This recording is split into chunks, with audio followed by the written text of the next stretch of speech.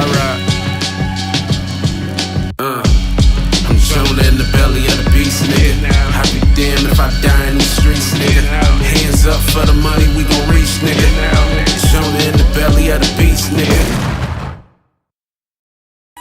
Mic check 1 2 1 2. Mic check 1 2 1 2. Live and direct. We in effect. I said, yo, podcast, man. What's up? Hey, yo, we just started off. We just boom, spot running. Shout out to the spot runners. Shout out to the Get 'em Cody. Listen. We had a really dope, and a really quick interview yesterday. We just called my man Mac Myron into the building. We chopped it up for a hot second. We was just kicking it, man, because this weekend, the weekend that passed, of course, these air later, but it was Super Bowl weekend, y'all. What y'all want me to do? Y'all want me to not watch Patrick Mahomes win a Super Bowl? Y'all want me to not see Ice Spice and Taylor Swift not know what the fuck is going on? You think I'm gonna miss that? You think I'm gonna miss Usher? No, I'm not gonna miss Usher. But we had a really dope time, man. We talked about just the origins of the Loso and Mac Myron tension or whatever. So that was dope. We also talked about, we watched some battles, man. We watched some battles from the page. We watched M City versus Bonnie Godiva. We watched the clip from both of them from a battle they had in Detroit. And Mac said that he would love to see Rum Nitty and M City in a small room, timed battle. And I thought that was dope. So that was real dope. Now, just to get into what we're doing today, we got a wonderful, like when I say wonderful, right, I mean wonderful. We got a really, really dope guest. You may have first saw her just get on the scene. Really, it depends on your tenure of battle rap, right? If you know about this thing like I know about this thing, then you go all the way back. But she's been on some of the greatest stages of battle rap, whether it was Queen of the Ring, whether it was URL. Like, she's always been able to make her presence felt and make an impact. I want to shout out and bring to the show the wonderful Miss Yoshi G. What up, Yoshi? Hey, everybody. What up, Yosh? Hi, You all right? Chris. I'm doing good.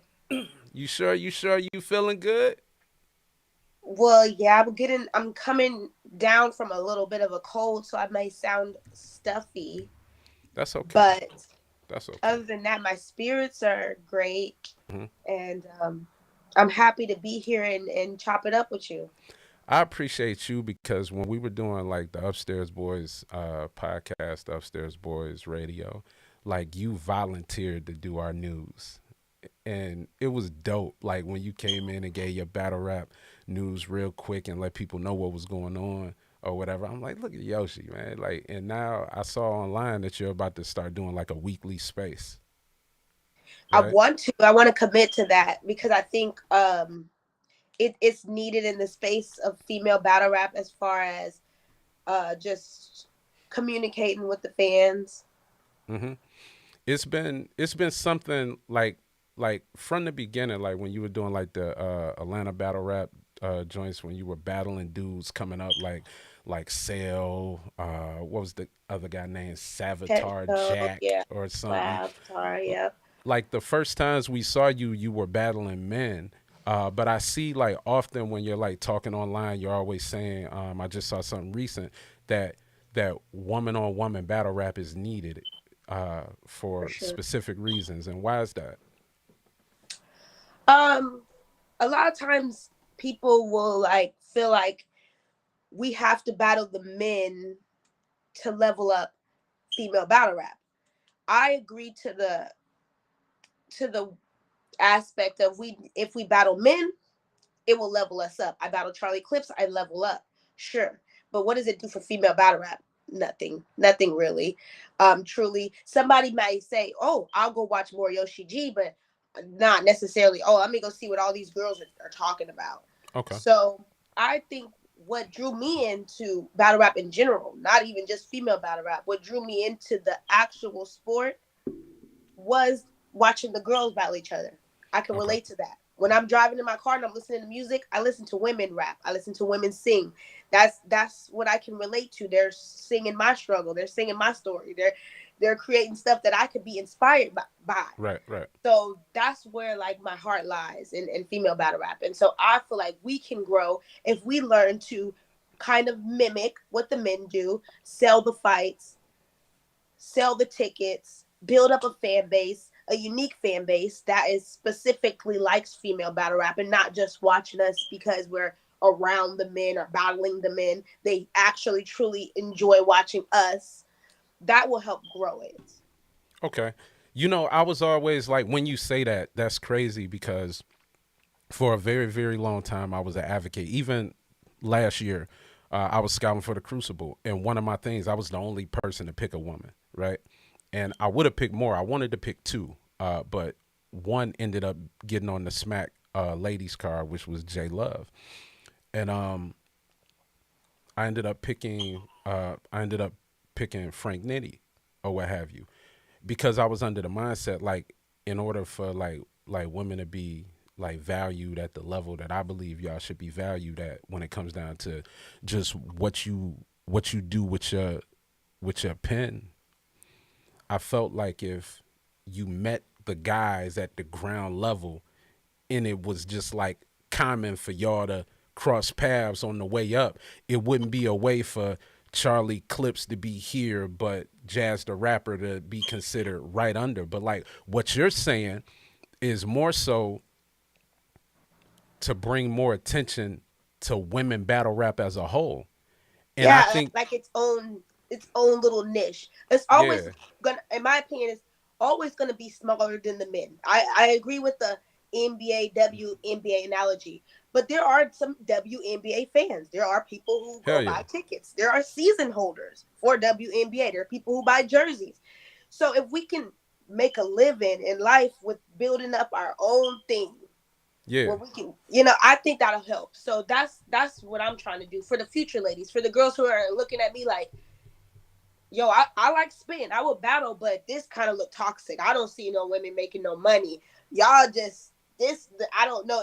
It's nothing that's inspiring and appealing. Like when I watched it and I seen Couture and I'm like, yo, I want to do that. yeah.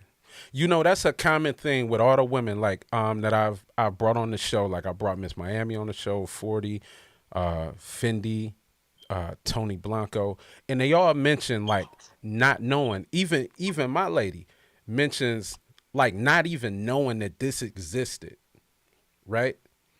And then feeling the empowerment from seeing women actually like a lot of times, especially with some of the women fans, man, they go to jobs where they're marginalized by men, or they're not promoted at the same rate or not treated the same way, and they want to say something about it. So when they watch y'all and y'all are barking on each other and speaking freely in a space that's for women, not just like, yo, we barking at the man, but like it's a space that's for women or whatever, and it's a safe space For for sure. women, I could definitely understand that. For sure. Even one time I was like super surprised. I had a fan and she's like, yo, I really like your thought bar stuff, and I'm kind of living vicariously through you because I've been with my husband since I was 18. He's the only man I ever been with. I Mm-hmm. don't know about that lifestyle, but I don't have to live it. I can live it through you, girl. I can Mm. watch. I could listen to your story and be like, And even if I was ever, because I'm honest about the downside of living like promiscuous. I'm honest about it. Mm-hmm. They can see like, oh, okay, it's not all glitz and glamour. Right, right. And so that inspires me too. Like I didn't know that. I'm thinking I'm only having a target audience, not knowing that there's women who completely different than me that can relate to me or get game from me. Mm. Do you think that that is misunderstood in your in your battles, or is this something that even you didn't know you were doing until you were in it, or has this always been a plan? I didn't expect to like touch people or inspire people um with these certain things. I just wanted people to see I was dope, like I could rap. Because when I was coming up in the like open mic scene in ATL, you had to have a certain look. They was really looking for like a Nicki Minaj type look, or you know what I mean, like like the stripper. That's why Cardi B was perfect, because that's what they were looking for at the time. All the like big label stuff, we want stripper rap, we want stripper turned rapper, and so Mm-hmm. that's why all at one point like 2012, 13, 14, you'll see all the strippers was trying to rap Yeah. because they knew that's what they was looking for. So I didn't have it, but I was dope. I wanted to rap, Yeah. and so that's really what I want. I wanted people to say I was dope. But the fact that I've touched people with like mental health struggles, with like my journey as a mom, that always shocks me. And being honest about my past, because I feel like a lot of women hide it. Which I understand why. I understand why, because there is taboo, there's backlash, it follows you forever. Maybe if I could go back in time, I wouldn't be as open. But Okay. if people say, well, I could learn from your mistakes, then it's worth it. Okay. So when you talk about just um, wanting people to know you were dope, let's go back. Was a young Yoshi like a kid Yoshi? Were you always interested in rap? Were you always interested in being in the front? Like take me back to San Francisco Yoshi. Like boom, Yoshi, West Coast Yoshi. We here. How long did you spend time in San Francisco, and what was that like growing up? I spent like my elementary years in San Francisco. So for me, and I grew up in the projects, and I was like super sheltered and protected. So outside, like going to the candy lady house, I didn't see much. They Okay. kept me. I was really smart. Like I skipped a grade, so I went from kindergarten to second grade. Wow. Um, yeah. So So they so just so tell me about that. Boom. What projects? You remember? yeah. Double Rock, Hunters Point. Okay. And from kindergarten to second grade is a big jump. So just being like kindergarten is like 5 years old. So Correct. like you're a 5 year old in class with 7 year olds, maybe six, seven Right. year Which olds. caused me to lie about my age for most of my schooling. Okay. Okay. So you said you were older than you really were, just to Right. fit All the in. way until it was not cool to be older. Okay. Like Okay. college. Now I'm Okay. 17 in college. Y'all could be 18. Now I'm happy Right. to be 17. You want to hear a fun fact about Quest? Sure. I was also double promoted. Nice. I skipped 11th grade, so I went from 10th grade to 12th grade. So I graduated high school when I was 16. Look at us, smart as hell, and we just Nice. out here I think battle I think rapping. I would have enjoyed that. But I was what they were looking at, like a wonder child, like I was a genius reading at Okay. 4, and they were just so impressed with my skills. They're like, it don't make no sense to put this baby in first grade. She's just it don't make no sense. So during that time, were you while you were super book smart and you just excelled in that regard, was it a reason why, or was it just something that was natural to you? Was your parents in investing in you learning these things, or was it just something that just came to you? Well, my dad didn't come around till I was an adult. As far as my mom, she was a teenager. So we grew up together a little bit, in the Okay. sense that while she was still in high school, I'm still in the house. So Nana Okay. is mama to me too, while she's mama to my own mama. Right. Right. Um How old was your mom when she had you? uh she just turned 16. Okay. Okay. All right.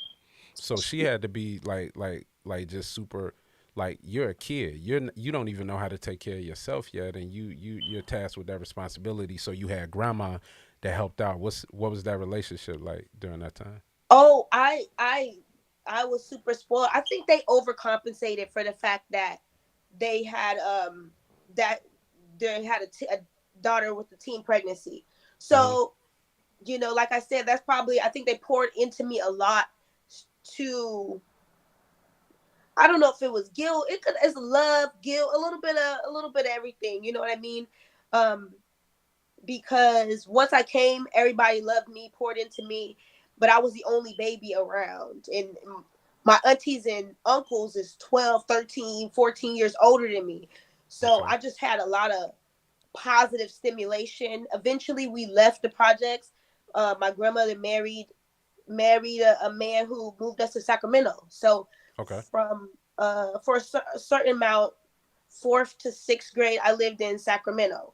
Okay. How was that like just changing environments like that? Like going from like a project lifestyle where you see something totally different than maybe what you were moving to. Had you I loved it. Honestly, the people from Sacramento would tell me to not claim Sacramento because it was antelope. It's definitely the suburbs. okay. It's definitely nice. I felt like we was the Cosbys. I enjoyed it. I was happy Nana got married. She married a man who played in the minor league Anaheim Angels. So it was a life switch change. Yeah. Yeah. Yeah, you was like George and Wheezy moving on up. Yeah. You know, for the old people, Yeah, I get my for the own young room people, you know, now. it was a We show got called a The house with a Jeffersons. pool. So, like, if anybody have a pool, they know that is expensive to Yeah. maintain. Do you know So how it to was nice. swim? I do know how to swim. Okay, cool. Because if you had grew up with a pool and didn't know how to swim, I was gonna have some No, words for you. I did know how to swim. I was the cool black girl that invited everybody over for the pool parties. That was a period in life that I really, really enjoyed. Okay. And this was a time where Mama was able to just do her thing because she was young. Mm-hmm. So she didn't really have to like sit there and she didn't have to do nothing. They still allowed her to be a teenager, which I'm not mad at. Okay. I'm not mad at that. So, So that was cool. But then I moved to so Florida. okay. So how old are you in Sacramento? Um 9, 10, 11. The Okay. reason why my mom ended up moving to Florida.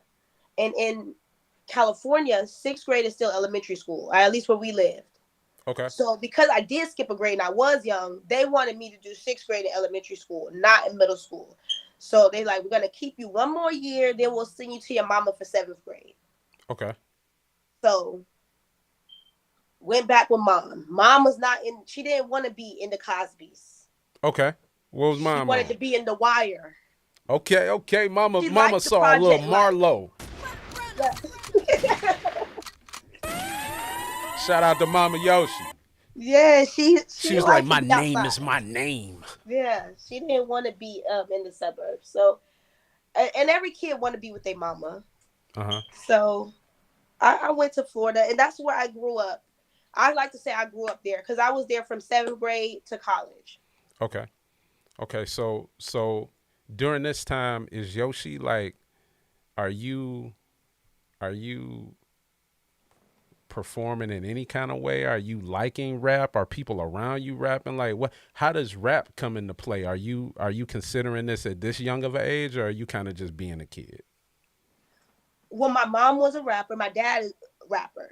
Wait a Um, minute. Hold on. Just for the people that don't know. Wait.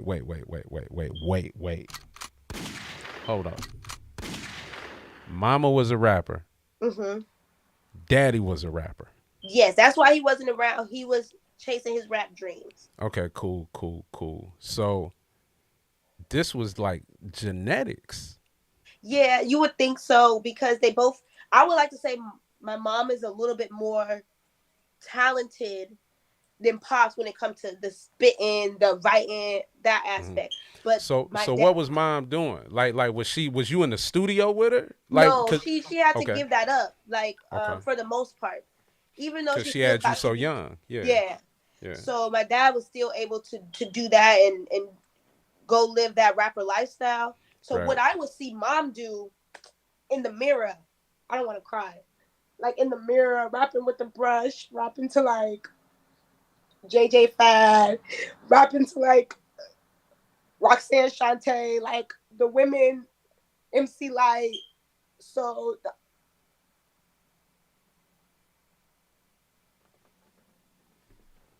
it's like a full circle thing. But Mm-hmm. that's what I used to see her do. So that's why I always had like a love for rap. So when she would be like away, I would sneak and play it, and I would know it. We're JJ Fat, and we're here to rock. Uh-uh.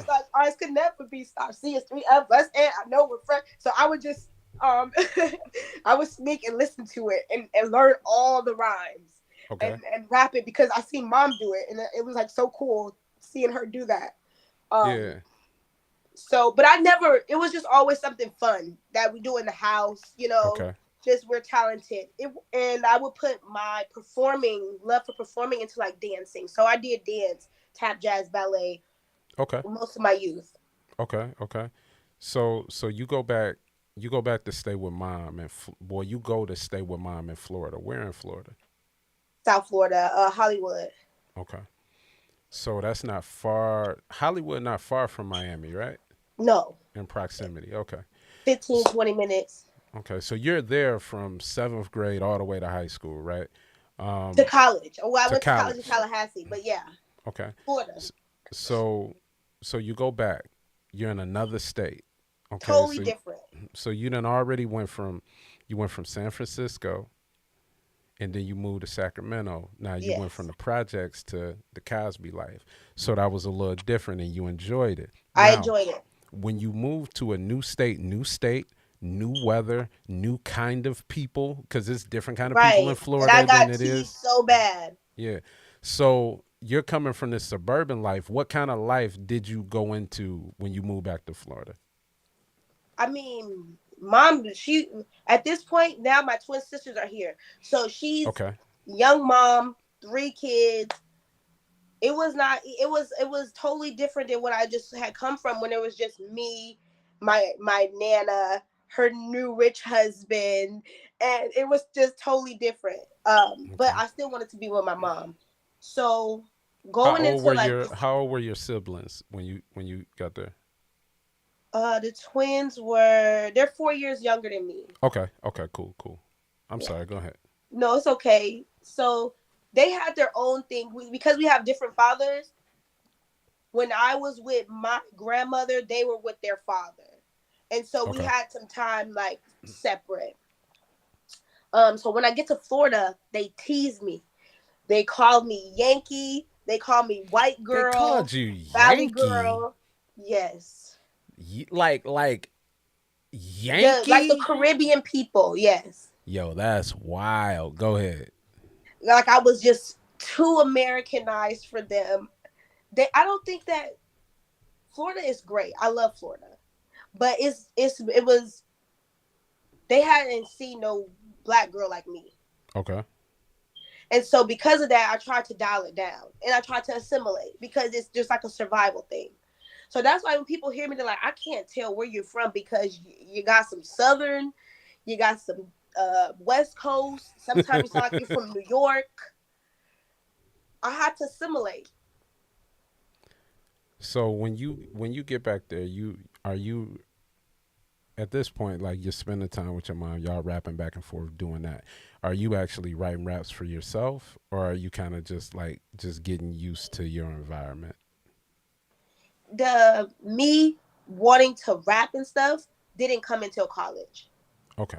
Okay. So what are we doing in let's say seventh grade, eighth grade? Boom, we going to high school. Now, They high put me in school. the pre-law magnet program because I was so smart. Okay. I was Okay. still smart. Yeah. Don't say was. Don't say Yeah. was. Okay. We know you ain't stupid. No, no. All right. So I was in the pre-law program. That was what everybody wanted me to do. Ever since I was a little girl. She gonna be a lawyer when she grow up. She gonna be a lawyer. Everybody wanted me to be a lawyer. She can talk and she's so smart and she just so that's what the family pushed for. And I tried my hardest. But once I got in high school, I just like I didn't like it no more. Like I didn't want to do Okay. pre. I didn't know what I wanted to do, but I know I didn't want to be a lawyer. Okay. So what were you doing in high school? Like what was life like during this time? I was I was doing pretty good until my mom went to jail. My mom went to jail when I was uh 11th grade, and Okay. my mom went to jail plenty times in my life, as I did to my kids. But every time she went, it was for big things, like aggravated assault with a deadly weapon, attempted murder. But this time, she got off on that. She got off Hmm. on that. So apparently, if you shoot at somebody and you don't hit them, that still could be attempted murder. But if you have a good lawyer, you can get out of Okay. that. Okay. Noted. That's for the people. Yeah. So this second time, she was facing drug trafficking type of charge. Like she got caught with a bunch of pills. Hmm. So we thought she was gonna get like 30 years. So that's what they was telling me. Like your mama ain't coming back Mm. till you grown. So that hit me as a 10th grader. And then at the same time, my grandfather, who I was living with, finds out he have cancer. Mm. So I'm like, as a young girl, that caused me to rebel. I wish it would have caused me to like cling on to the family more, Okay. but it made me want to hit the streets. It made me want to be around my friends. It made me want to um, chase boys because I already didn't have my daddy around. So I didn't. I always had this desire to want to be loved by a man. Okay. So that's what I think. That's what led me to get pregnant at 16 and repeat that generational cycle. Okay. That curse, that generational curse that we have in our family. It have us around for 5 generations. So my Okay. great grandmother's still alive, Your but we great all grandmother's had a still baby alive. Wow. as a teen. How did that impact you, like being a kid and having a kid? It was very hard, and I was in denial, and I hid the pregnancy the whole time. Until Quest when? until I was in the hospital. Oh wow. How'd you do that? I'm tiny. Okay. There was no mom around to really be on me. My grandfather was sick, so all he could do, I was taking care of him. He wasn't noticing a growing belly or nothing like that. Hmm. Um, and when I go to school, I would wear. I was now a senior, so we have like senior stuff. I would wear my senior sweater every day. Okay. I would wear my senior hoodie and just cover it and just thugged it out. Did you I know? kept Did you cheering. I know was a that? cheerleader. I kept cheering pregnant. Wow. Okay. You wasn't at the top of the pyramid, was you? No, but I was holding girls. Man, you And gotta get out of listen, here. You I gotta get dropped out of so here. You many gotta girls. get out of here. The principal was pissed at me when he found out. He was furious. But I dropped a lot of girls because it's like I'm not letting you follow me, honey. Yo, that is wild. That is wild. So, so you end up having to go to the Yeah, hospital, I had to tell him obviously. eventually How what how had how happened. far along were you when you told him? I was in the hospital about to give birth. I Man, called them. man, come on. Now. I drove myself to the hospital. You first off, you said I had to tell him eventually. No, you had a baby coming out. You ain't tell them. They had to know. Yeah, But okay, you this is drove the. yourself to the hospital. What's going on in your mind? I just was feeling sick. I was about 37 weeks. I didn't do no prenatal care because I'm hiding it. I'm dumb. Um, and apparently I had hypertension. I had high blood pressure. Okay, Um, and I probably was from all the not cheerleading. like, yeah, I was doing all the wrong stuff. Yeah. So they had to induce the labor. So Okay. my baby came 3 weeks early, but he was okay. He was a little guy. He's a Mhm. big guy now, 16. Yeah. But Yeah. You know, that just show you. And I hate to bring whatever. It's just my thoughts, but that just show you how powerful God is in the sense of you were able to without prenatal care get everything you needed to your son is 16 years old now.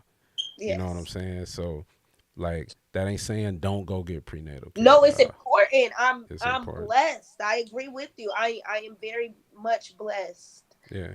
So what was the response once you had a baby? Your a senior in high school. Right. You're a smart girl.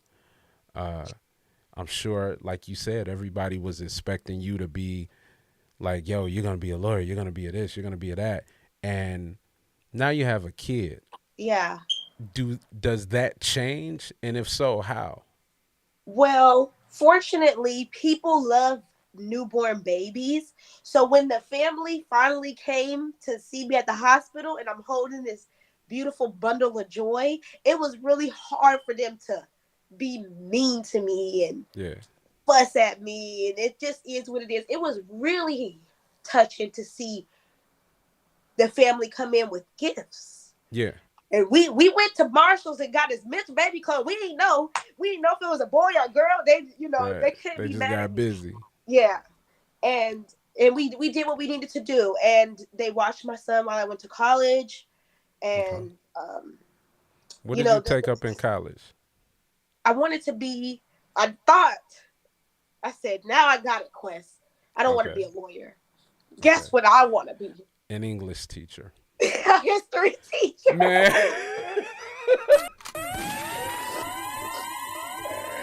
ask me what my first major in college was. I was definitely gonna be somebody English teacher.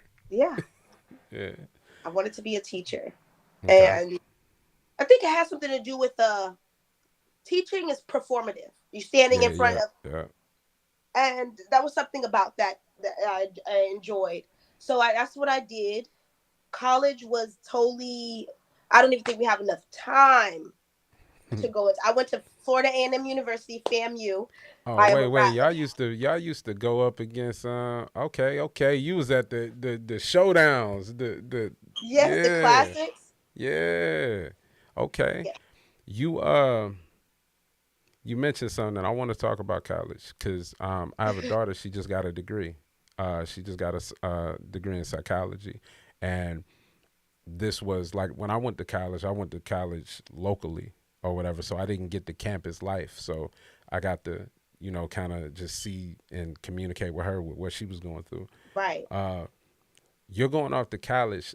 I want to just ask this question in regards to was your son's dad anywhere? I know y'all both probably just Oh young, yes, so he like, was what a was the teenager situation? too. Yeah. So he decided college wasn't for him, and he joined the army. Okay. So Okay. he got the it was 2008 Afghanistan. He got deployed immediately. Okay. Okay. Okay. Poor thing. He didn't once he's done now, but he didn't enjoy that after the fact. That was his decision then, and it helped him provide financially. Yeah. But I think before anybody make a commitment to the army, they have to really be sure that's what they want to do. So you get to college and you say that's Yeah. where you decided you were gonna rap. Yes, that's where Let it really. That's where let me it just ask you sparked. this question: was it a nigga that was rapping? It was all yes, Oh. yes. Okay, it was it was a studio vibe. Okay. Okay. Go So ahead. Go ahead. So how it this was come yeah, it about? was You a in studio college? vibe. All right. So it probably was like niggas there that I'm like, let me see where the niggas at. Yeah, probably. Um, but what's crazy is, you know what? It was a man. It was a diss song that's kicked it all off. He kind of broke my heart, and I wrote a diss song. And I came back to the studio. I said, "Can I use the studio? Can I record? I'll pay. I just want to Yeah. get it off. I just wanted to get it off my heart." Yeah. And I was able to do it so like nothing seamlessly and Yeah. naturally. Yeah. And I'm like, man, maybe this is something to it. And over a while, chilling with the rap crew, they gave me the G. Before I was just Yoshi. Hmm. They gave me the G like, nah, you different. You a little G, you gangster, like your Okay. demeanor different. Okay. So, hey, yo, number one, hey, yo, homie, whoever it is, if you out here, you watching this, you broke Yoshi heart. Thank you. He know because I went on Facebook, I said, you see me now? He like, dang, you still remember that? Yeah, I remember that. Hey, yo, are you a person that hold a grudge forever? Like maybe not act on the grudge, but you keep it back here. Like, yo, like Jay-Z, his uncle was side-eyeing him when he was doing his rap. Like, to this day, Jay-Z mentioned his uncle. Like, man, I was trying to kick my raps and you was bullshitting me. It's some stuff I probably do cling on to, especially if it made an impact. So yeah, I told the person who used to pick on me and call me Yoshi. I bumped into him at the wing spot or something. Yeah. I said, "Hey, you know I'm a battle rapper now, and they call me Yoshi." He like, "Yeah, I see you. I see you." He seen I you love too. He that. saw he was like, yeah, I seen And you. that Yeah. was way earlier on. Why did they call you Yoshi? I was a nerd. I had a backpack full of books. I kind of walked like this. And so it was just teasing me. They go Yoshi. Okay. Yeah. I Okay. just And then embraced you it. put the Like if I'm G gonna be on. Yoshi, let me be Yoshi. That's what's up.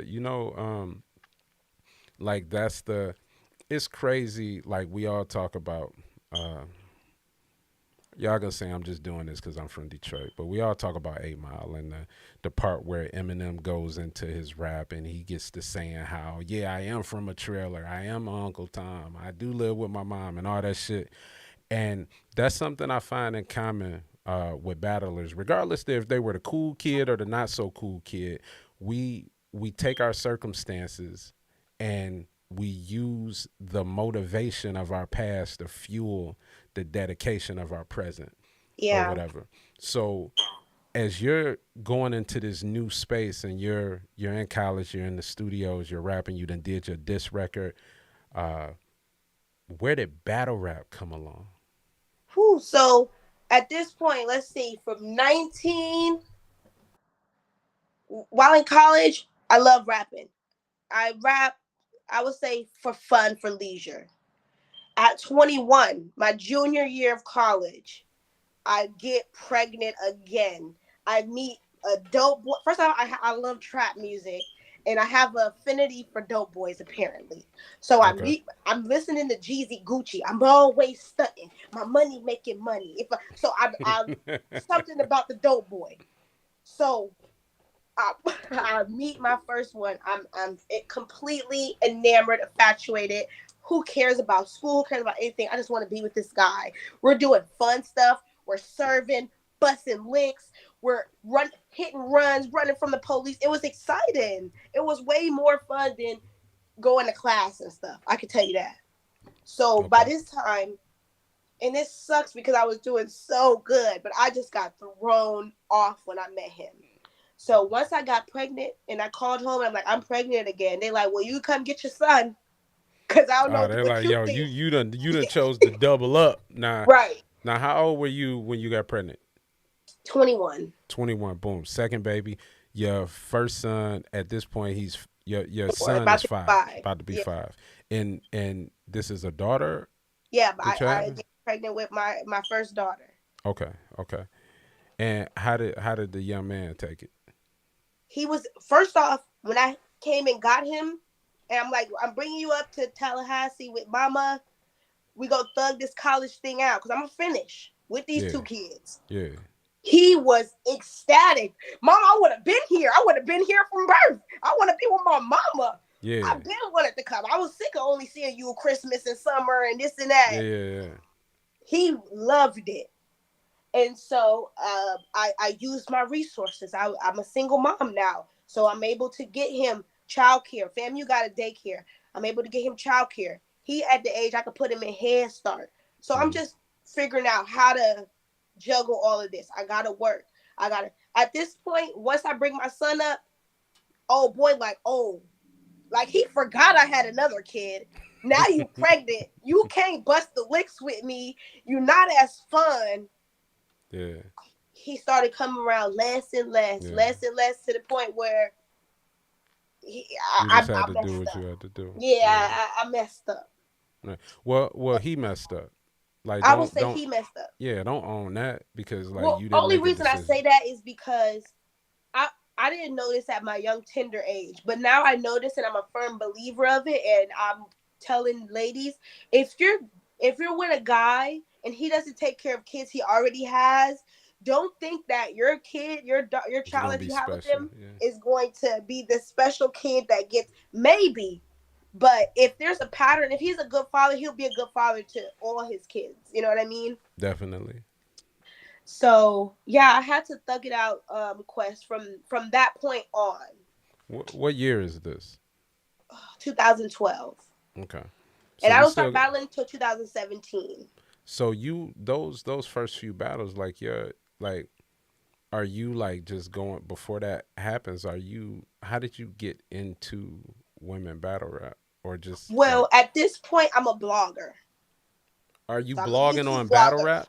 I blog on reality TV, Love and Hip Hop, Basketball Wives. Is this somewhere we can find these things? Yeah, it's still up. My channel's still up. Okay. That's what I did. I was in the blogger wars. I did the blogger drama. They hated me. So that's why my bio says I was hated as a blogger and a battle rapper. When I came into the YouTube world, they did not fuck with me. But I loved that. So that's what I did. I'm blocked by a lot of celebrities. I did celebrity gossip, You did it under tea, Yoshi all that. G? Yes, Yoshi G. The channel was Yoshi Swaggin', but it's Yoshi G. You'll find it. And just being on YouTube, the world of YouTube, I'm scrolling. I run across a battle. I know what battle rap is, but I'm not a fan at this point. What I'm battle? not Couture versus Miss Pat. Okay. Okay. I like mess and drama at this point because I'm a messy reality TV YouTube blogger. So I'm watching something where they rapping, they tearing each other apart. She pull out a poster of this girl, her house or something. The crowd going crazy. I'm like, what is this? So I fall down a rabbit hole, the Queen of the Ring rabbit hole to be exact. So I Mhm. didn't know about a URL. I didn't know about an RBE kid. I didn't know about that. I'm falling down the Queen of the Ring um uh 2016 this is. Okay. I just run across it. At this point, I'm in a bad state. A lot of people when I talk about how I lost my kids, a lot of people feel like they just went to the system, but they went with my grandmother. My same nana that raised me, she moved her whole life from California to Georgia, got an apartment. She was Okay. the only one who could pass the background check. You know, they're really strict. She's the Yeah. only one who could pass the background check. You know, perfect, proper, been in the suburbs, good credit. We got the apartment, all the furniture. Everybody have to have a bed. Everybody have to. They check the cabinets. They check everything. We did that.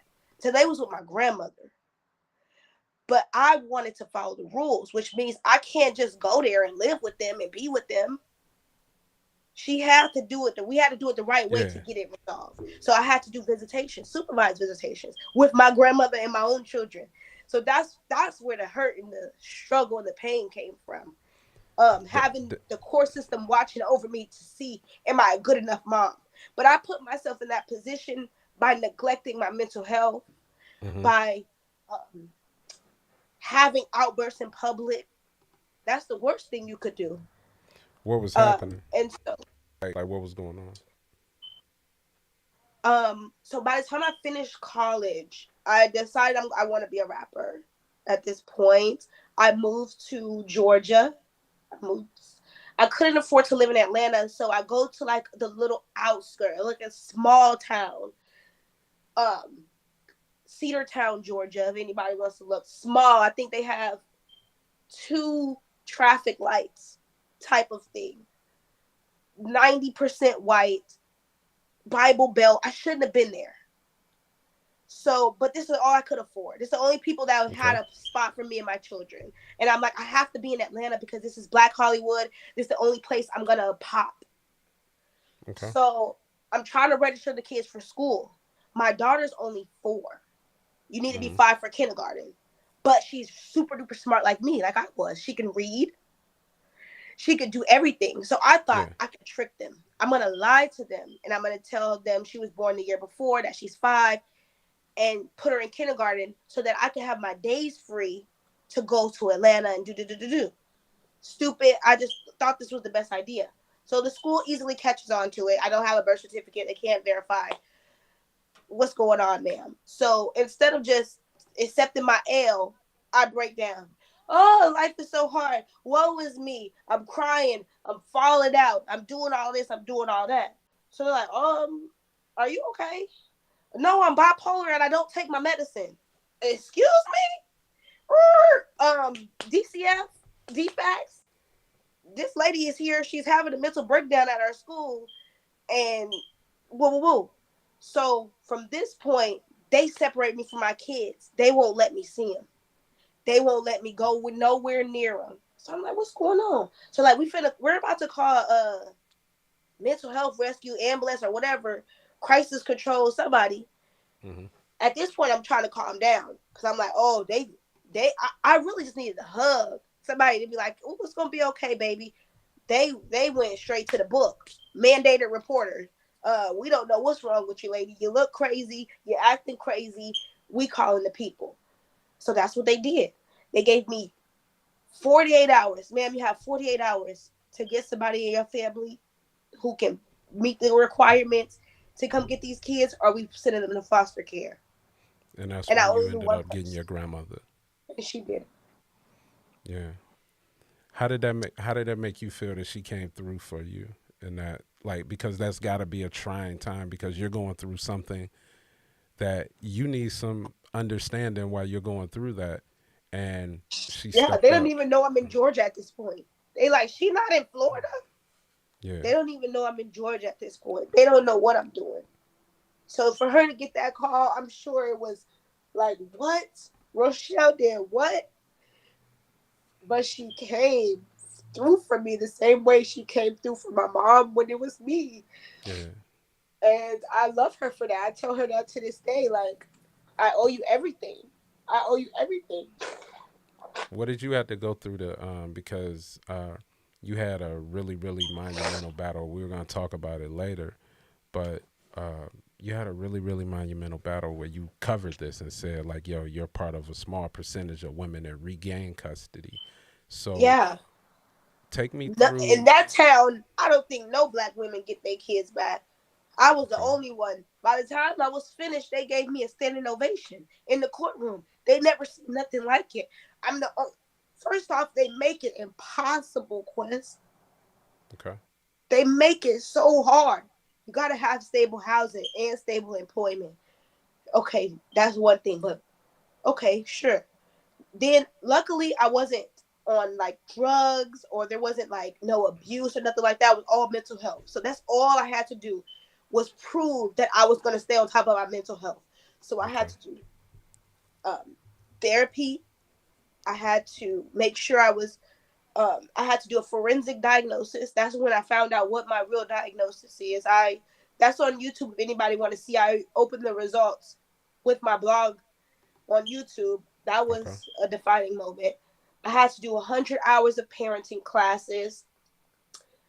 Um, I had to do a lot, a lot. I had to stay on top of it. I had to make sure I went to every visit. I never missed the visit. That was the most important thing. So I had to always have Thursday off because that was my visitation day. I never missed a visit. I did everything I needed to do and some. At this time, I started battle rapping. Okay. So all this is happening at the same time. Okay. And you enter into a field where the main thing about this field is to dig up dirt, fuck with the mental stability of your opponent, and you dove headfirst into this culture. And not only did you do well, you thrived.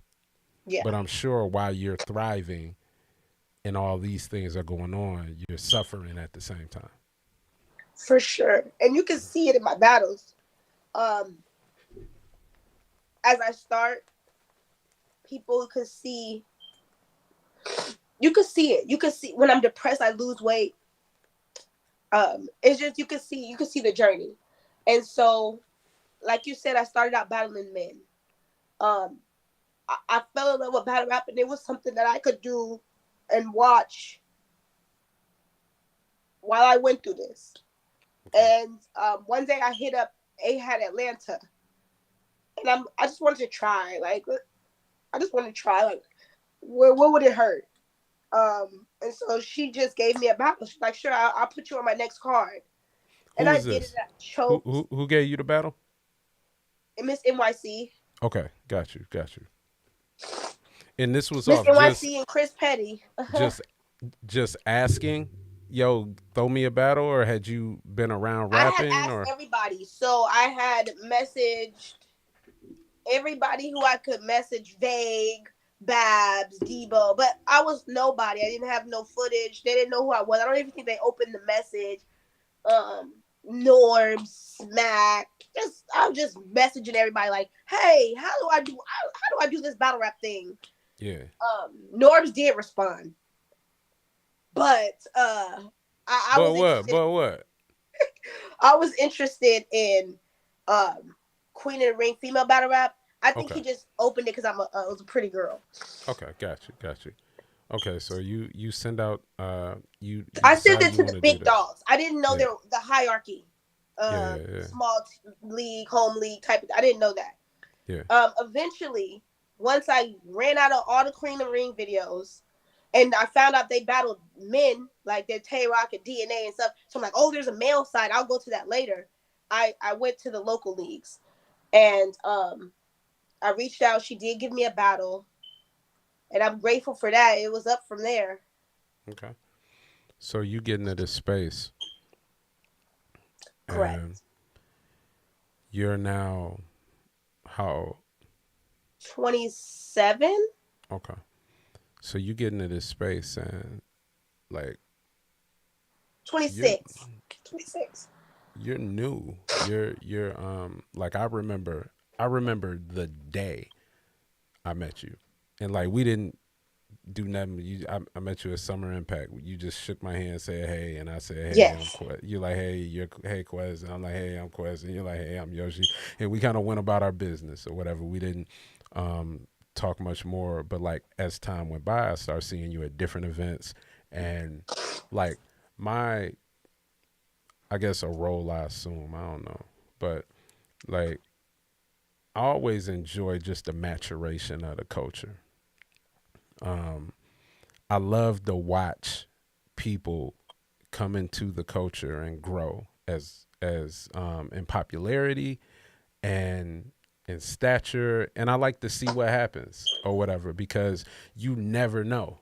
You know what I'm saying? Like I remember DNA being a kid in a chat room just chatting and talking shit like, "Hey man, I'm battling Farnham," and I'm like, "Oh, that's cool. Who is that?" Like and to him being one of the biggest battle rappers to ever exist, and to see a young lady who not too long ago was was at a battle event, and I believe like yo, you were waiting on whoever was supposed to get you into the event to Yeah. being one of the premier people, to be one of the premier women in the game, in the culture, and you're able to thrive in this space. Do you look back at the beginning of your journey and feel like like it was difficult to get to where you were, or do you feel like that path was what you needed to be who you are today? In hindsight, especially like based on my life journey, I think it's like fate type of thing. Like everything aligned perfectly. It's kind of crazy. It's like I was meant to do it. Just the way that I fell into it, and how all the doors opened, and how things be full circle. I'm at a Drake concert and I see Remy, and she's like, I know Yoshi. And I just happened to pull up. I had a rental. They was giving out them 600 a week, so I had a little bag. Yeah, get that little bag, So get I that pulled up extra. in the nice little. So she looking at me like, oh, she might be kind of lit to being on her first card and being one of the girls who. I'm like, everything has just happened for a reason from of me being here. A lot of the decisions I made was like damage control for making dumb decisions, but everything seems like it's just meant to be. Like I was just meant to be here. Okay. So you come on the scene, and you're very provocative with your content at this point in time. Right. Like you're saying things that uh if Lil Kim battle rap when she first came out, or if you old enough, just for the old niggas too, man. If Adina Howard, Mercedes, uh uh if Trina battle rap. And these is ladies I love. This what I'm listening to and rapping. I came into battle rap grown as hell. Sometimes I look at the girls that are here that came in at like 18 and 19, and I'm like, yo, that's crazy. They grew up doing this. You see what I was doing at 18, 19, and 20 and 21. Yeah. I couldn't imagine having the limelight on you and growing up and they watching you and they know when you lost your virginity and they just I would be messed up. Like I'd be way worse than I am. I'm a little bit glad that I was able to have my journey and then come into it as already like a grown woman.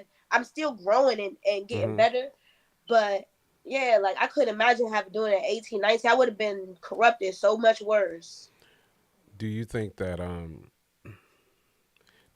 people look at you age wise as your age in battle rap and not actually your age as like an actual human being, as a woman?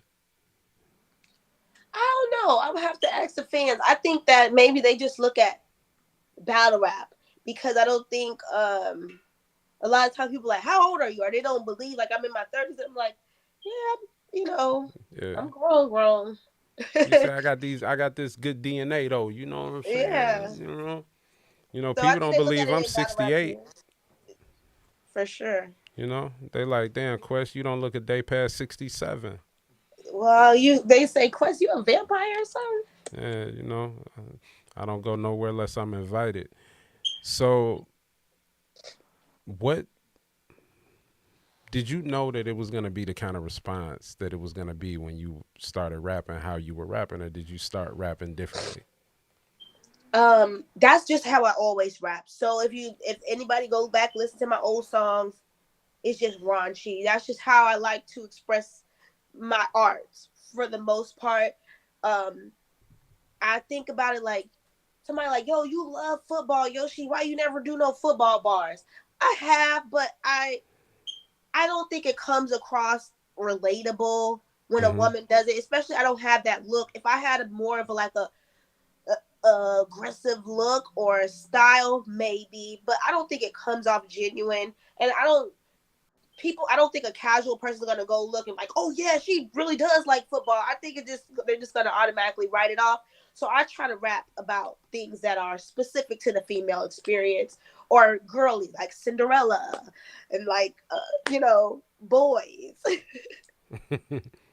And you've been like that from the jump, like Yeah, since you was this is the young in the first battle. The studio. first battle, I said But I'm even gonna when you were recording in the studio, this what you yeah. My songs were disgusting. I had a song. It was so embarrassing. So, oh, this like her. yep. Her, you was on it. Yes. You was on it. Yes, and I'm performing at those open mics, and these ladies be with their man, and I be rapping the nastiest stuff I could think of. It was definitely a time, Okay. and they would just clinch onto him.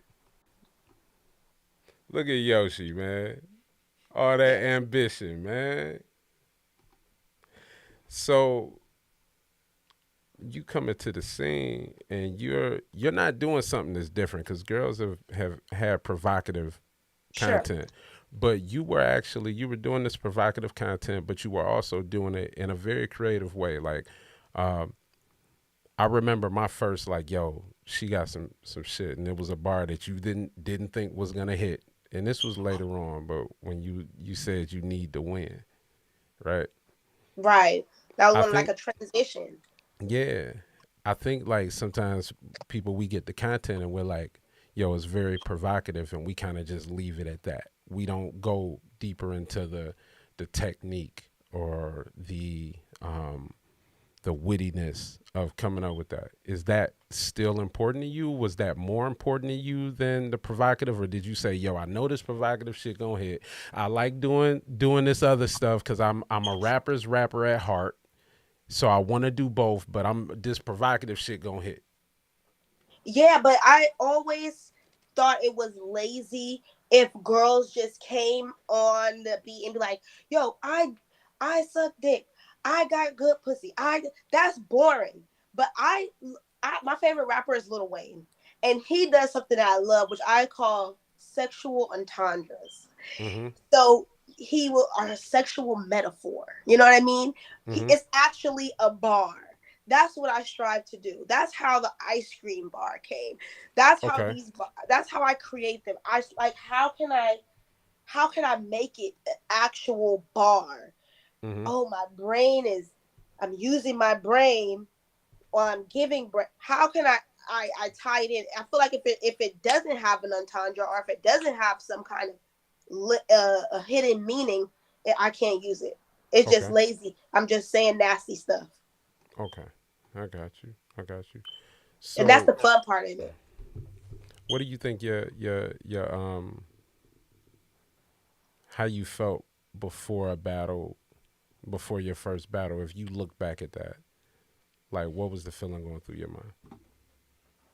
I was super nervous because um, I had already been embraced by the little hip hop community at FAMU, Okay. and I think like the most important thing, me like feeling like an MC, I want them to. That's why I said I want them to think I'm dope.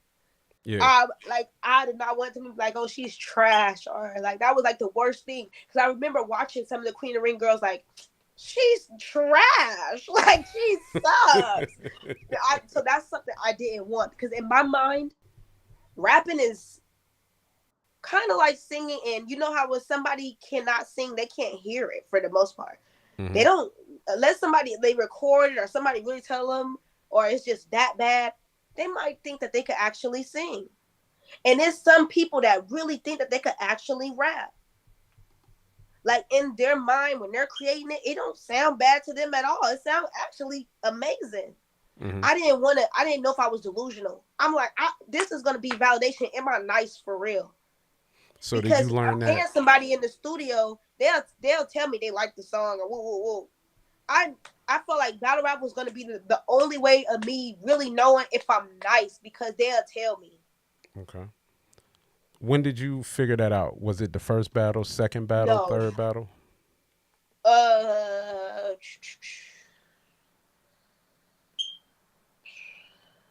oh, it took a while. It took a while for me to really. I knew it, but I dealt because the way I came in, I dealt with a lot of adversity, and I burnt a lot of bridges, and made a lot of haters. Mm-hmm. So, I made it hard for me to really know for sure. Like, yo, am I nice? People hating. It had got to the point where I had did so much. I'm like, I gotta be nice, or they would have got rid of me. I'm doing too much.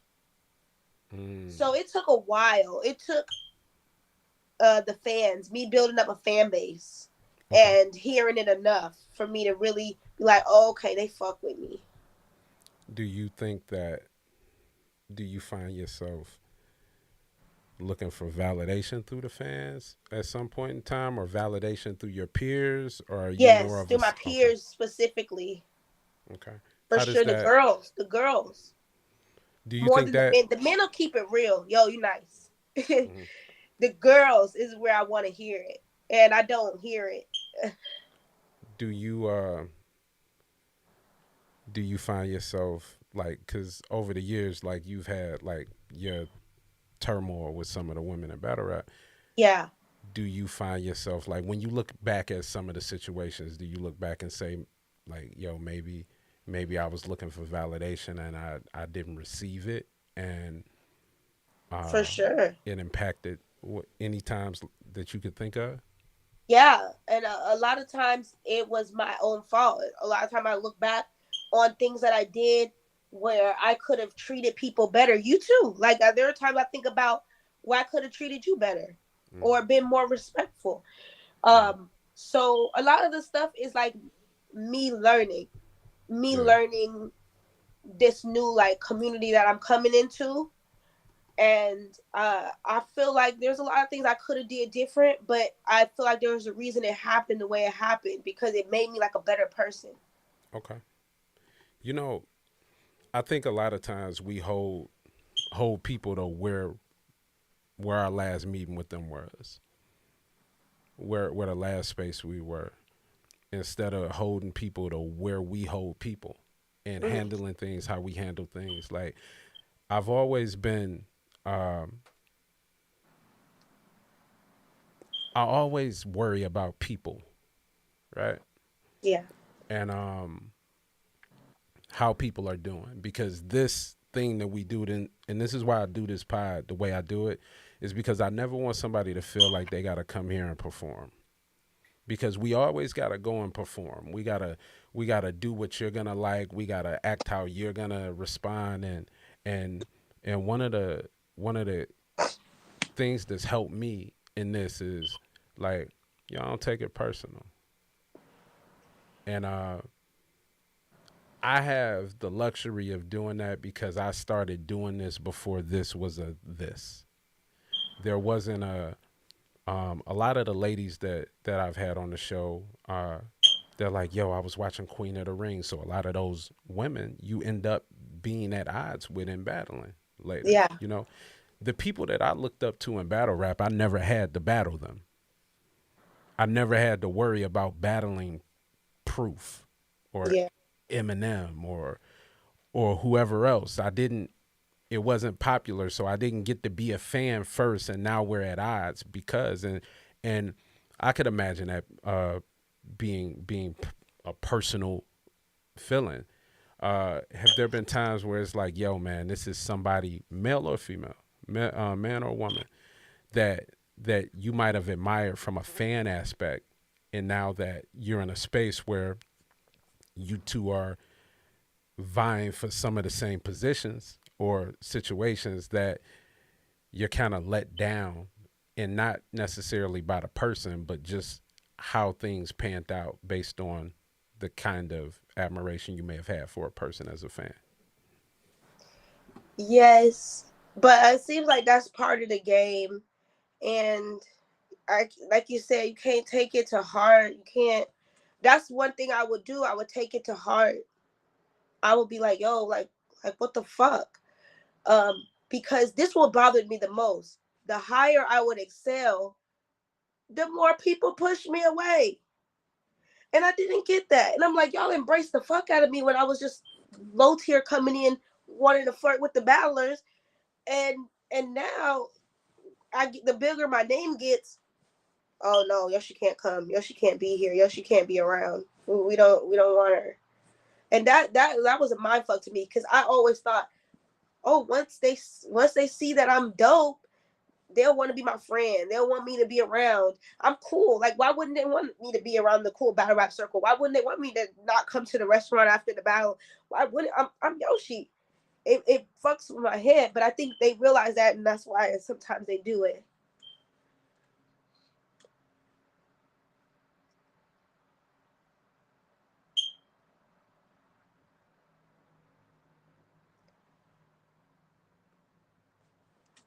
If you're talking, I can't hear you, Quest. Sorry about that. Do you see yourself where you saw yourself? When I was gonna start battle rap, Yeah. I just wanted to get to Queen of the Ring. That was my Okay. goal. So I'm Okay. gonna work these small markets. I did about 10 battles my rookie year. I'm gonna work these small markets so I can get a Queen of the Ring battle, like I was watching on YouTube. And Yeah. that was my goal. Like I want to get to that Queen of the Ring stage, platform, whatever. And then once that I got to it, then it's like, okay, let's see how far I can go. I got to the point where I'm on RBE, URL, and Queen of the Ring. I got a battle dropper from each league in the same month. I'm like, Yeah, what the it hell? and I that didn't and even that's know. unheard of, because Yeah. you ended up battling, you battled you battled Seabree on URL, Yes. then you and J2 had the battle on RBE, Yes. and then you did the Queen of the Ring battle Tony versus Blanco. Tony Blanco, Yes. and then you were back against Blue. Like you've been able to maneuver throughout all these leagues. Yes. Why? Um, promotion, promotion and marketing, and using social media to my advantage. I Okay. already had the skills of being a blogger and a celebrity blogger. So I just started, instead of it being celebrities, I just took that energy and put it on battle rappers. Okay. Okay. And they didn't like it, just like the celebrities didn't like it, but the fans enjoyed Right. it. Do you I gotta go to a battle bar. Same battle that you Okay. made mention of being one of the small percentage of women that regain custody. I believe this was the same battle that you said I'm the reason for the brotherhood. Yes. Okay. Now, for those that don't know, what is the brotherhood? The Brotherhood is a collection of top tier battle rappers. They basically, it really started with Hitman Holla's basketball league. He did a basketball game during before Double Impact or Yeah. whatever, and the group chat was called the Brotherhood, and it just stems from there. And I thought it was very witty to Mhm. to play on that. Okay. Do you think that um,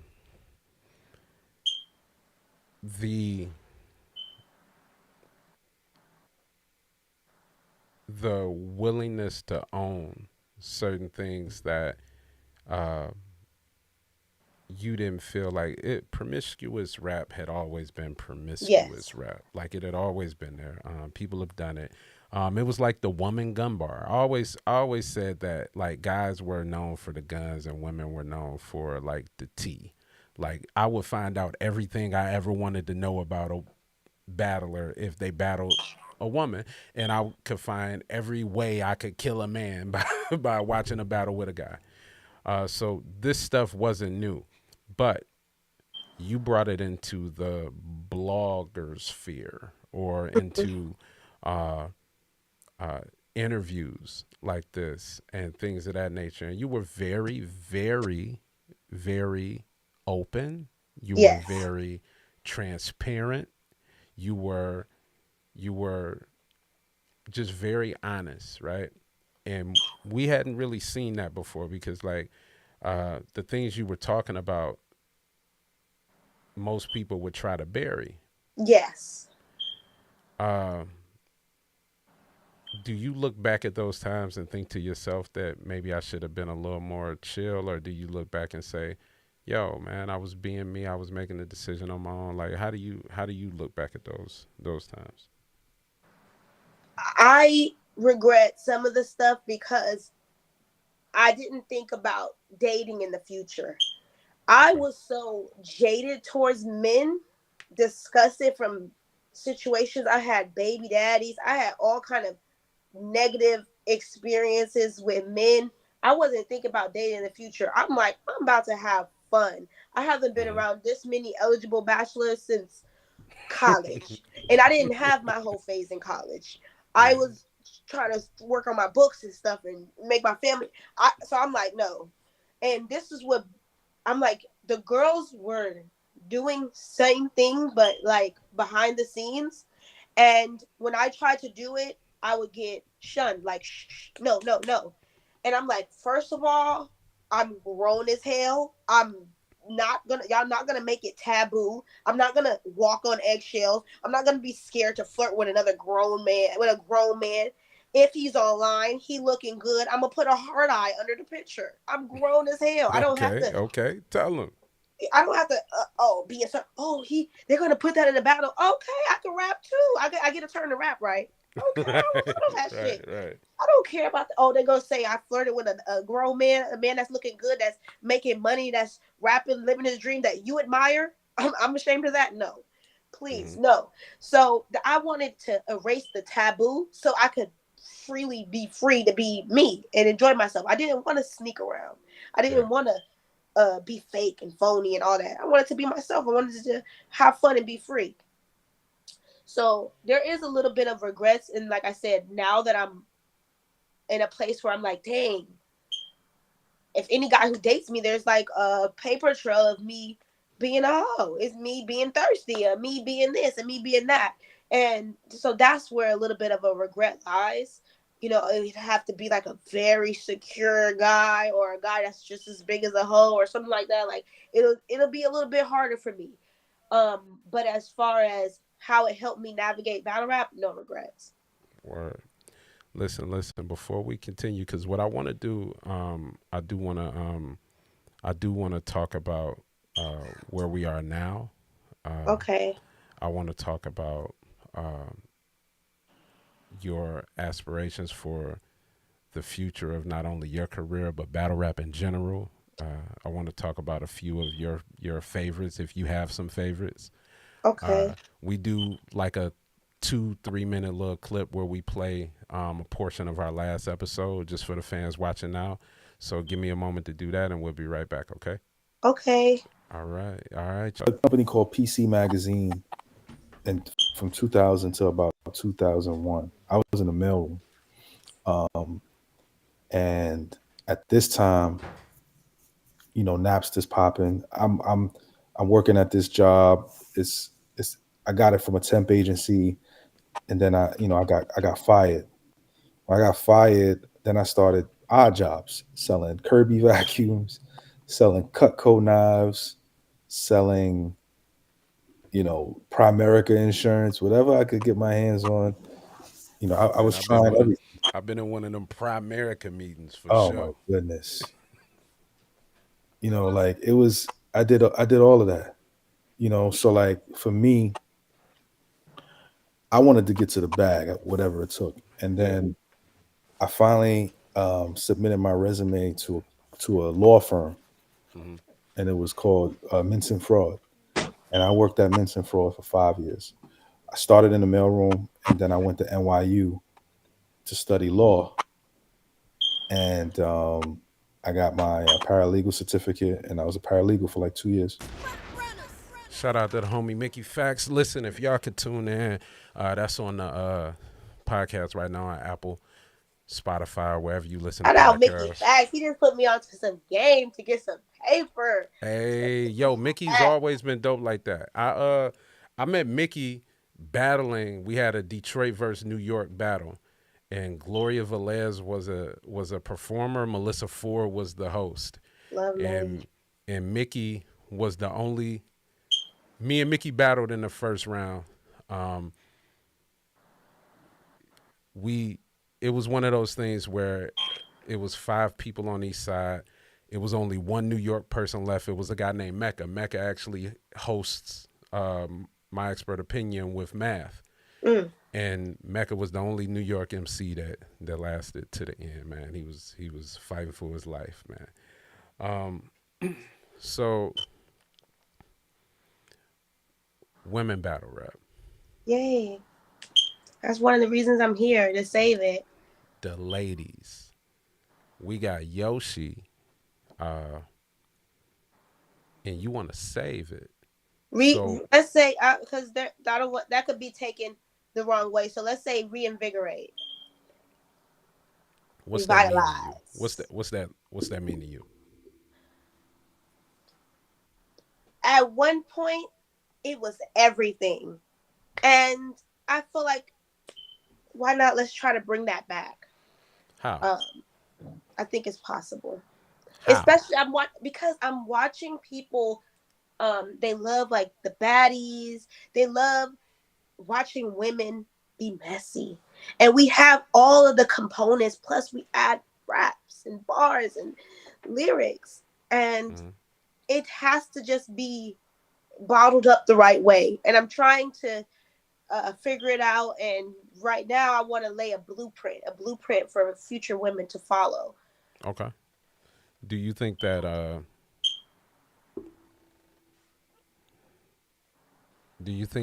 during the caffeine era of battle rap, where we were kind of because of the because of COVID and different things, like there wasn't a lot of outlets for battle rap. And then when caffeine came around, it gave us an opportunity to have a space to do this. I was able to do it. You were able to do it.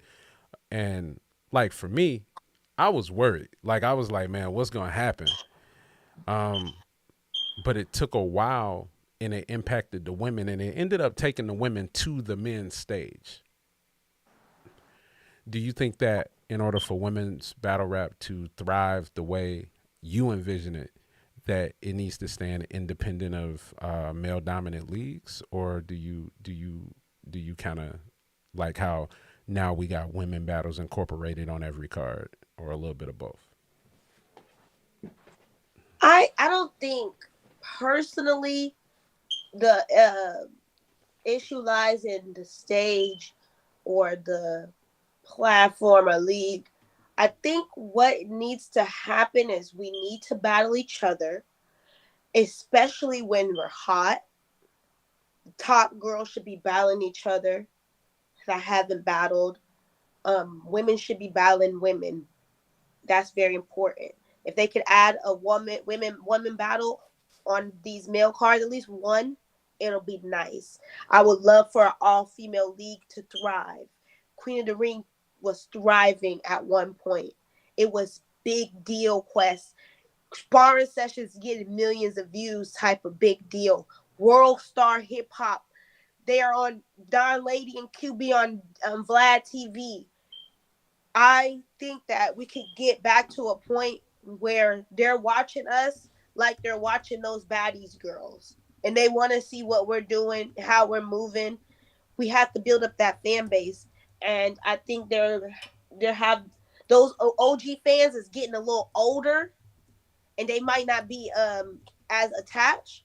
And I think we need to try to build some younger female fans to get them to like battle rap. Do you think Chrome was gonna be that in the beginning? I think the original goal for Chrome was to help with the pay gap. Okay. And I think it did. Yeah, it definitely did. I felt that Chrome brought more attention to women battle rap as a whole than it had been for a while, just because Queen of the Ring was kind of chilling, and they were so associated with URL that they were considered URL. I think their independence kind of got blurred in the whole scheme of things, although like Babs and the whole staff was still doing their thing to help elevate. Do you think guys should be on women's cards? Not our staple cards. Like not our staple cards. The Heir to the Thrones, the ones that is just for women, like that was catered originally to them. Not necessarily. I think I like it gimmicky, like Kings versus Queens, like a once a year type of thing. Yeah. Okay.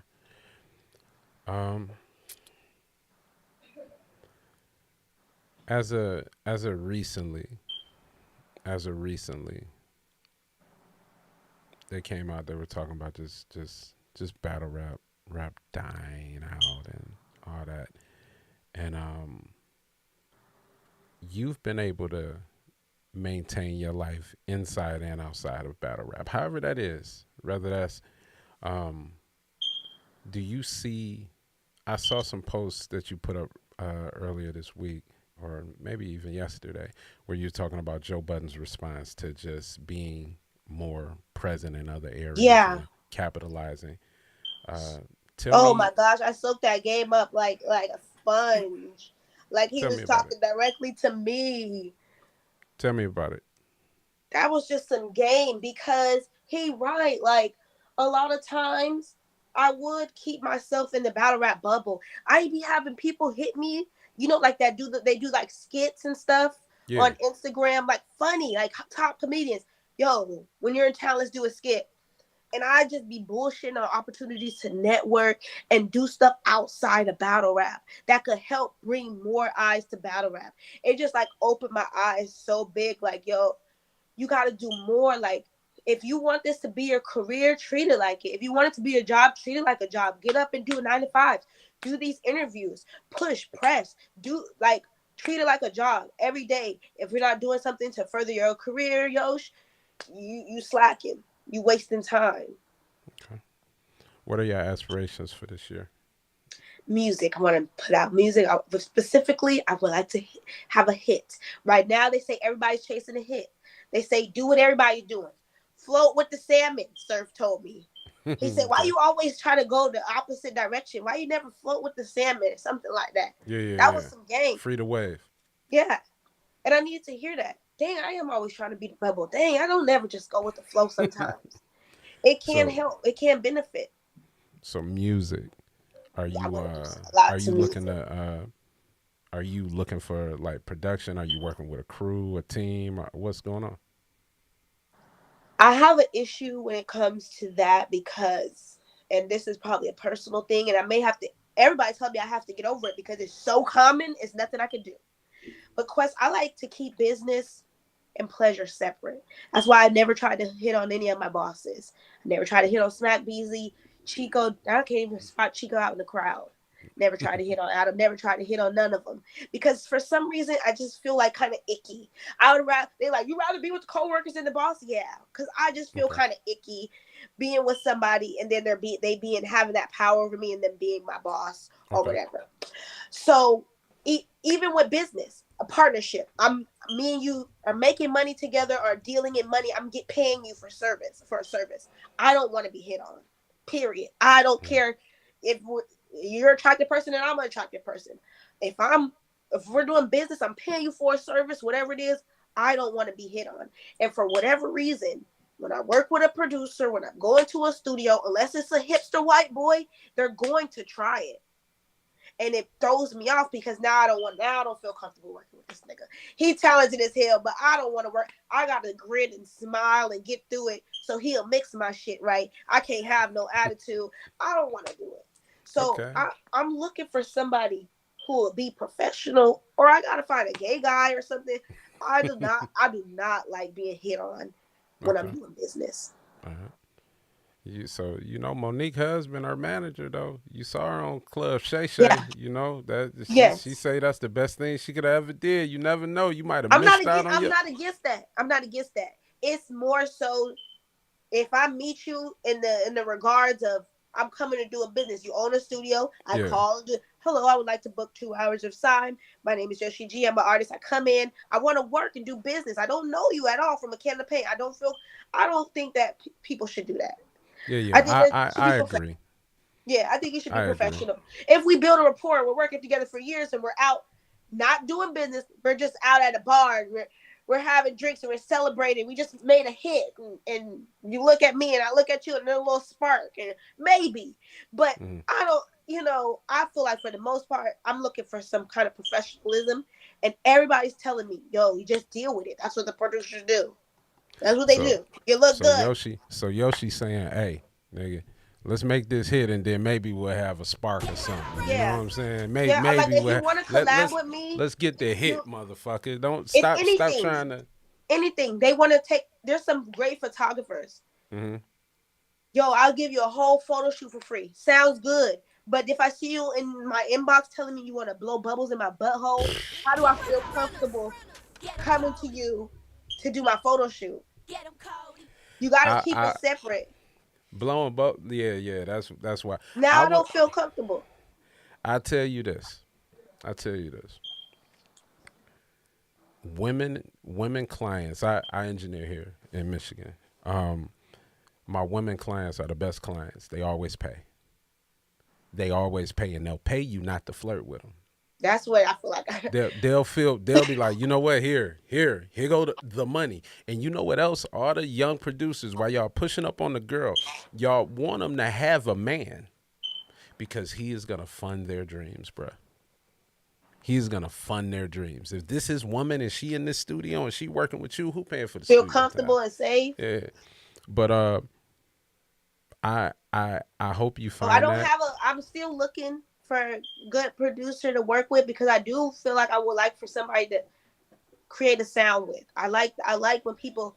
I like how Ice Spice got with Riot and they have a unique sound. Whether it's you like it or not, when I hear a certain beat, I know, oh, this might be Spice. This Ice Spice. Word. So that's what I'm looking for. Okay. So I'm be linking up with people I trust, like Chilla. Okay. I know Yeah. I trust Chilla, and I know he have connections, and I know even if I come in and say, "Hey, this is my representation, this is my manager Chilla, or this is my creative Yeah. director," I feel safe. I know that I, you You know you know, good. yeah, You know you safe.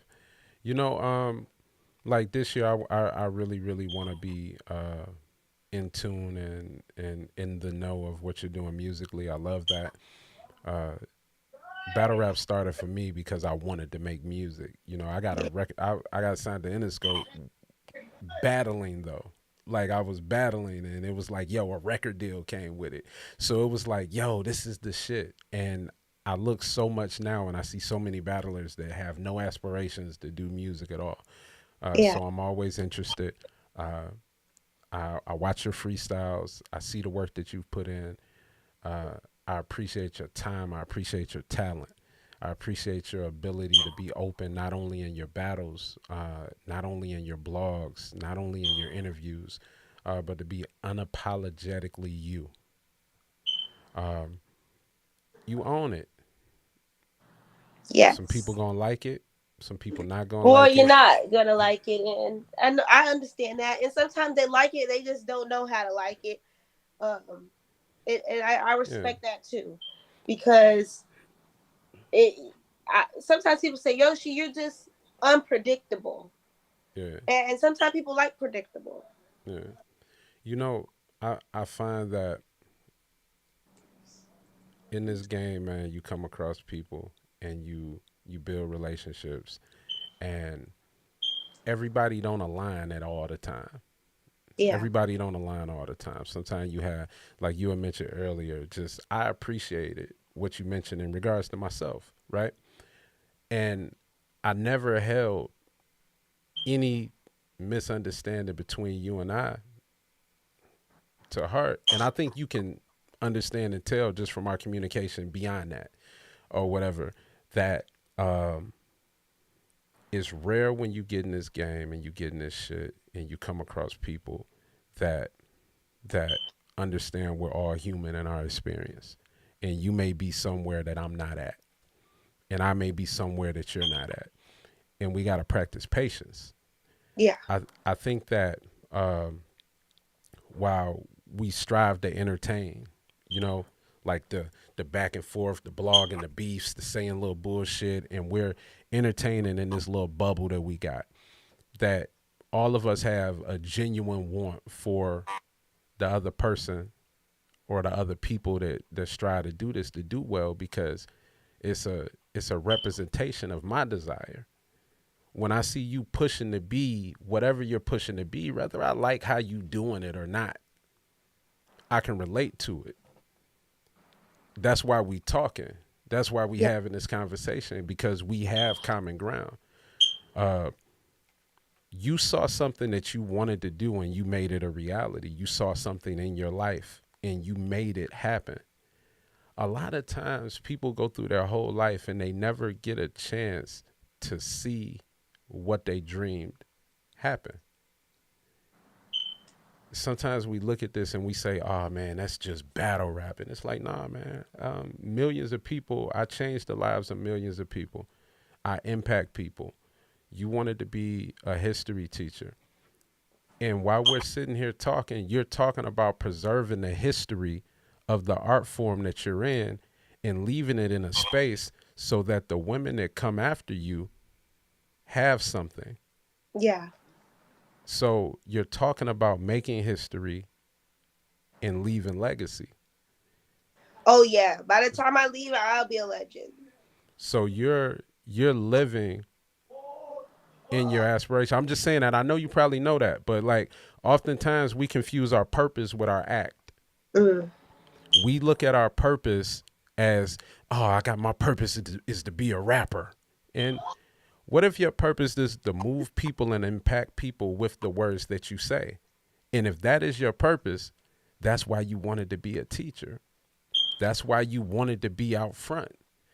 That's why you were able to go to these different schools and mingle and grow and be the new girl and adapt in these environments. That's why you were able to be such a young mother and go to college, go away from your children, get your son back, have another, uh, go through unfortunate situations where you lose your children to the care, and having the foresight to to reach out to your grandmother and bring her into the fold. So, yo, you have a better chance of getting them back. And just now you're talking off camera, giving instruction to your son. Yeah, I hear him yelling at whatever Yeah. game he's playing now, 2K.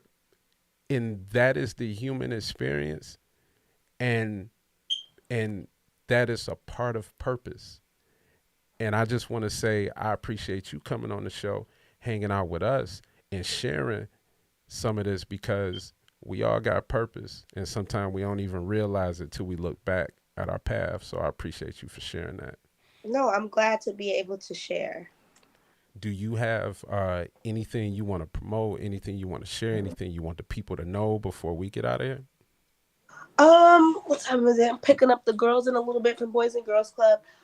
The two reasons why I wanted to come up here, and I think I got it out. I wanted to do it organically, but the first one is I felt like there have been many times you asked me that you wanted to chop it up with me. And I'm talking about for years. Yeah.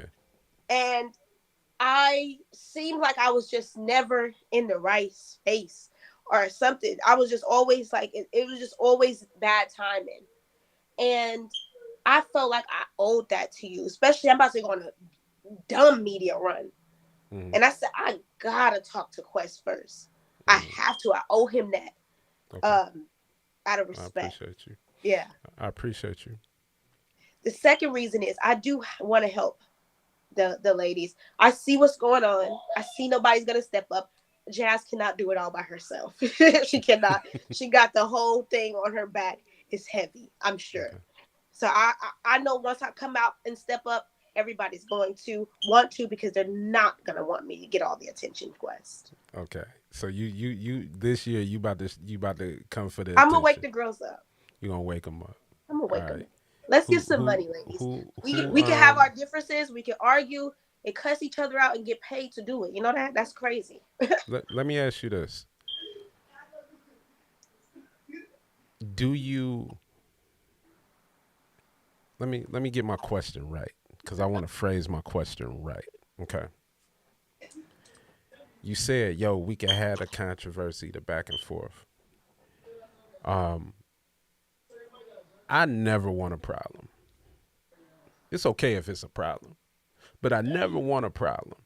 I never enter an environment seeking a problem. If you had to paint a picture of how your year would go, would it be, although it's going to be drama in the promotion, we understand how that go. But in the past, there's been times where these ladies done been wanting to fight you. Sometimes they try to fight. Oh, I can't fight with the new girls. I got to be nice now. I can't fight. Got to be a lady. Can I tell you something? I'm gonna tell you something just because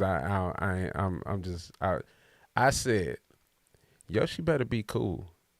Especially since she done went and got the girls. Yeah, I can't do that. Because you be done had that one motherfucker that's like, you know what? That's going to be the first place they go for. That's going to be the first target attack. I got to be nice. Poke a hole in one of them. I got to be nice. But Quest, what's crazy is I've done enough. I've created a storyline with almost every top girl already, just in the years that I've been here, that we could just go back. And what I feel like is deconstruct or reconstruct it. Tell me where I fucked up. Let me see if it was warranted. Let's exchange lyrics, get paid, and go about our day and help the game. I got a storyline with all of them. You name a girl, I didn't argue with her. I know when you look at that storyline, okay, some of them times was on you, some of them times was on them. Yes. The times where it was on you, do you feel like you're in a space where you can say, hey, listen, I'm willing to let, and this is for all the ladies, whoever you done had, whether it was your fault or their fault, like, yo, I'm willing to let bygones be bygones. I ain't on that time with you. I hope you ain't on that time with me. I'm trying to move forward, be positive, and build something for the culture. Are you ready to do that? Or are you I'm doing that with all of them. And because a lot of time I don't remember what I did. I'm like, what the fuck? I was so impulsive and just talking and just tweeting and just doing stuff. A lot of time I don't remember what I did. Remind me. Slap me if you need to. Just don't touch the girls. Cuss me out if you need to. But let's get past it, because I'm sick of having to walk in the room and everybody stop talking. I'm sick of it get tense and uncomfortable. I want to be able to be part of this community like everybody else. And from what I noticed, 98% of people are able to be cordial around each other. What can you do to make this better? Accountability, which I'm good at. I'm one of the few women that's good at that. Okay. I can be accountable. I'm self-aware, and I can, acknowledge I'm still growing. I've done a lot of things that it's messed up. Necessarily, you don't have to deal with me, but if I did something to make you feel away, please let me know so I could tell you where I was at that time, and maybe it makes sense for you, so you don't have to hold on to it. Are you offering the same compassion to those that you feel have wronged you? Sure, yes. I a lot of times I be over it, and it doesn't matter because I take it too far. Okay. I think that is a really, really dope spot to call it a wrap. Like, I would love to have you back on in the future, but I think like just this conversation was really dope. When I think about just the growth you've had over the time of me knowing you, in that regard, sometimes I be like, did she grow? Cause baby girl, back to the antics. But then we had these conversations, and you know what I'm saying. You had me kind of smooth for a minute until you say, yo, you know what, Quest, fuck you. Okay, nah, I'm kidding.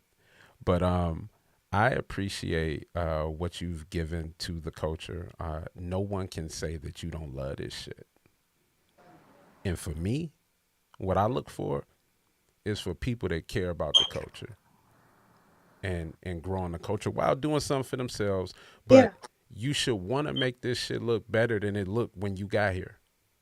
Because for a fact, this dusty motherfucker looked better than it did when I got here. And I'd be damned if y'all don't do the same. So I appreciate you so much. It was so crazy. Is pioneers, legends, OGs like you paved the way so crazy where somebody like me can make a living off of it. Yeah. And that's a lot of puzzle pieces to put in order for it to trickle down like that. That's amazing to me. And I want to contribute as well. So I'm happy that you had me. I will come back anytime you like. Mm-hmm. And, everybody can follow me _Yoshi G. Great interview. I had a great time. Man, y'all make sure y'all follow Yoshi. If y'all look right here, it's on the page. Y'all follow my girl Yoshi. You can screenshot it. It's in the chat. All that good stuff, y'all. Make sure y'all follow her. Yoshi, don't go nowhere. We just going to end the show, and I just want to give you my love off camera. Just tell you I appreciate you and all that good stuff that I already did on camera. But we appreciate you on the show. God bless. You're going to have a great year. It's going to be great for women's battle rap, and we're going to keep it going. Yeah. Hey, turn me up.